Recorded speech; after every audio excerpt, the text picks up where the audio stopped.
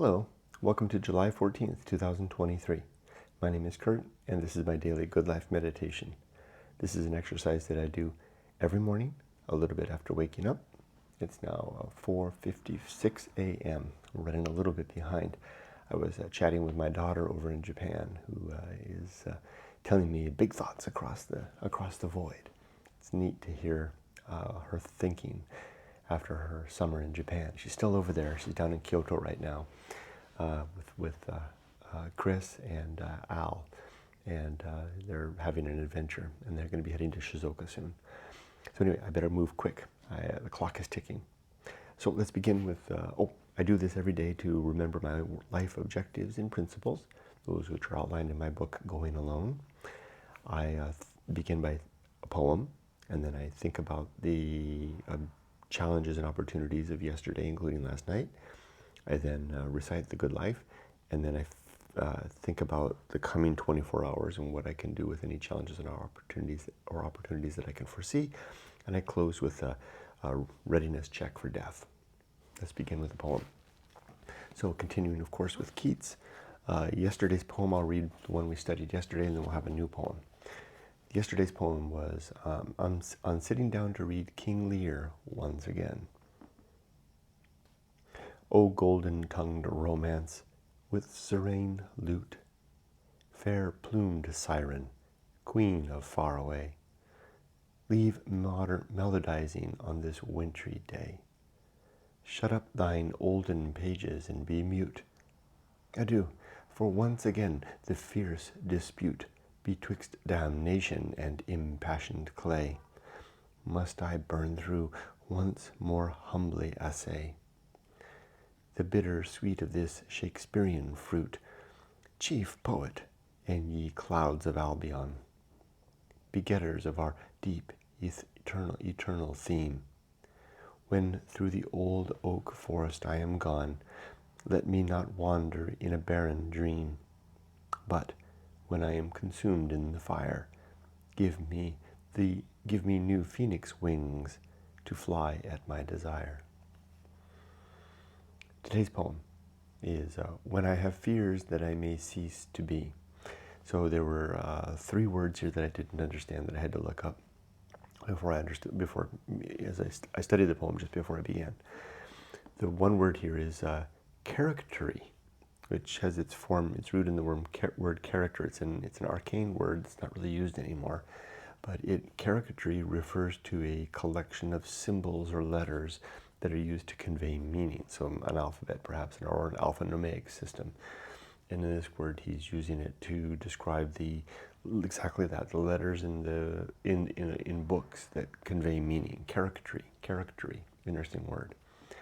Another word, I knew this word kind of, but I'd never heard it said this way. Garners, from the root word garner, or to harvest, to reap, to gather. So garners is more like a verb, to garners. And then another one here that is familiar to us is fairy, but it's the spelling that got me, F-A-E-R-Y. But it has more meaning when I looked it up. Back in the time when this was written, back in the 19th century, fairy could mean more than simply a fairy. It could also mean imaginary or mythical. So let's keep that in mind. Now here we go. This isn't a very long poem, but it's kind of heavy. The title is When I Have Fears that I may cease to be. Ooh, what an interesting idea. When I have fears that I may cease to be, before my pen has gleaned my teeming brain, before high-piled books in charactery hold like rich garners the full ripened grain, when I behold upon the night's starred face huge cloudy symbols of a high romance, and think that I may never live to trace their shadows with the magic hand of chance, and when I feel, fair creature of an hour, that I shall never look upon thee more, never have relish in the fairy power of unreflecting love, then on the shore Of the wide world I stand alone and think till love and fame to nothingness do sink.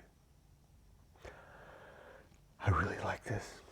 Break it down a little bit. When I have fears that I may cease to be before my pen has gleaned my teeming brain, before I've had a chance to write down the ideas in my head, before high-piled books in charactery hold like rich garners the full ripened grain, before I have the chance to read the piles of books that I have before me, like I have my piles of unread books over here. This one I don't quite get. When I behold upon the night's starred face huge cloudy symbols of a high romance, maybe I get it, maybe the wonders of the universe. And to think that I may never live to trace their shadows with the magic hand of chance. I don't quite know what that means. And this part I get, when I feel fair creature of an hour talking to a beautiful woman,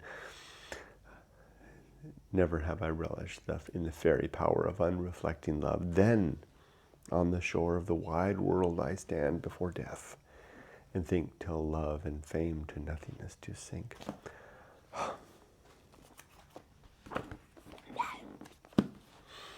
Let's do the good life.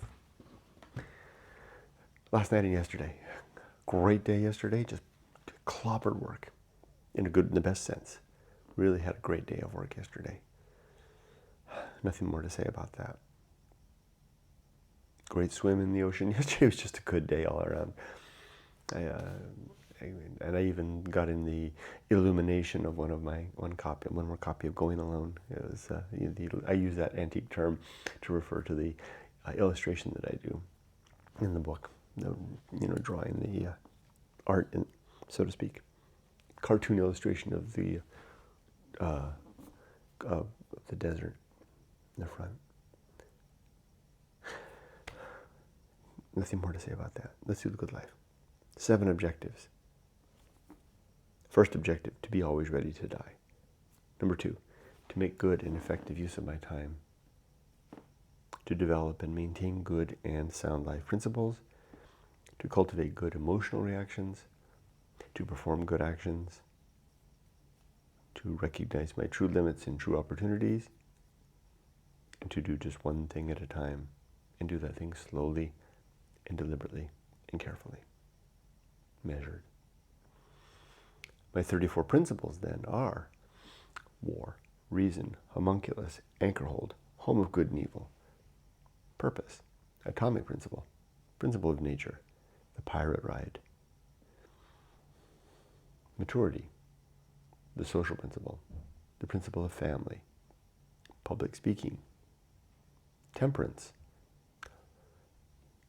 life will not go well, the horror show, that which must be born, the feast of oval, distraction, agency and the great indifference, the best seat in the house, the restless man, the path of wildness, the great life adventure, the risk of avoiding risk, sin and damnation, complete oblivion, the season of philosophy, script writing, the bullseye aim, the uphill climb, arena and utility, nothing is enough, and the principle of fun. Sure felt like I got them all. In the right order, even. I